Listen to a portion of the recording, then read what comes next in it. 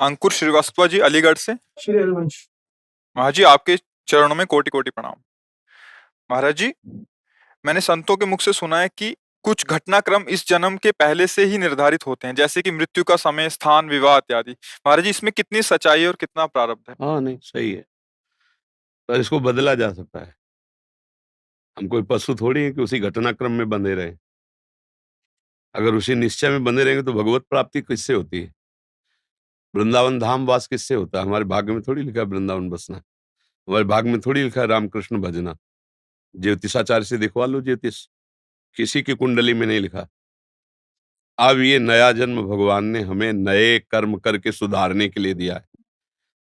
अगर हम भजन करें भगवान का तो हम सारे कर्मों को भस्म करके इसी जन्म में भगवान में लीन हो सकते हैं, भगवत प्राप्ति कर सकते हैं। हम चाहे अपने कर्म बिगाड़ कर भूत प्रेत बन सकते हैं, सुअर कुत्ता बन सकते हैं, नरक जा सकते हैं। हमारे प्रारब्ध में तो लिखा सुअर बनोगे। वो तो केवल इतने शरीर का है कि इस हिसाब से तुम्हारी मृत्यु होगी, इस हिसाब से तुम्हें वहां जाना होगा, इस हिसाब से तुम्हें ये भोग मिलेगा दुख सुख का, आगे के कर्म का नहीं। ये छूट दी गई, नहीं तो मनुष्य और पशु में अंतर क्या रह गया? तो ये तो सत्य है। सुनो भरत भावी प्रबल, बिलख कहो मुनिनाथ, हान लाभ जीवन मरण, जस अपजस विधियात। विधि माने ब्रह्मा, जो ब्रह्मा ने लिख दिया छठी राव के अंक, राय घटे न तिल बढ़े, रहुरे जीव निसंग। ये किसके लिए लिखा है? दुख सुख भोग के लिए। अगर दुख सुख भोग के लिए हम लेके बैठ जाते हैं तो हम में और पशु में अंतर नहीं। हम मनुष्य शरीर में भगवान के अंश हैं।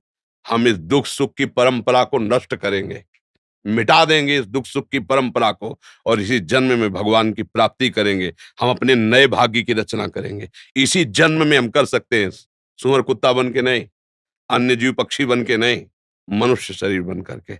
समझ रहे ना? हाँ, जो चाहो कर सकते हो, भगवान को अधीन कर सकते हो, तो फिर रह क्या गया? सुमिर पवन सुत पावन नामू, अपने बस कर ही राखे रामू। जब भगवान को बस में कर लेता है भक्त, तो फिर और क्या बचा? जो चाहो कर सकते हो, पर चाह गलत करोगे तो फंस जाओगे। अच्छी चाह करो, दूसरों को सुख पहुंचाओ, दूसरों के काम आओ, भगवान का भजन करो, भगवान को प्रसन्न कर लो। जिसके प्राप्त करने के बाद फिर कुछ प्राप्त करना बाकी नहीं रहता, वो भगवान श्री हरि हैं। तो ये बात स्वीकार करो, प्रारब्ध हमारा कुछ नहीं बिगाड़ सकता। यदि हमारा वर्तमान का समय भगवान में जा रहा है, प्रारब्ध नहीं बिगाड़ सकता। प्रारब्ध शरीर के ऊपर प्रहार करता है, और हमारा शरीर भी भगवान की शरण में है, तो प्रहार भी जो तलवार जैसा होगा, तो आके छड़ी जैसा लग जाएगा, लगेगा छड़ी जैसा, क्योंकि वो निश्चित हो चुका है। पर हम भजन के बल से उस प्रारब्ध को सह के भगवत प्राप्ति कर लेंगे। बस एक ही शरीर है, जहां ये छूटा, अब अब फिर आवागमन नहीं। वाह! तो बार बार हम इस माँ के गर्भ में जाना, फिर पैदा होना, फिर प्रारब्ध भोग भोगना, ये क्रम चलता रहा है, अब नहीं चलेगा। अब मनुष्य शरीर मिला, अब इस क्रम को मिटा देंगे हम।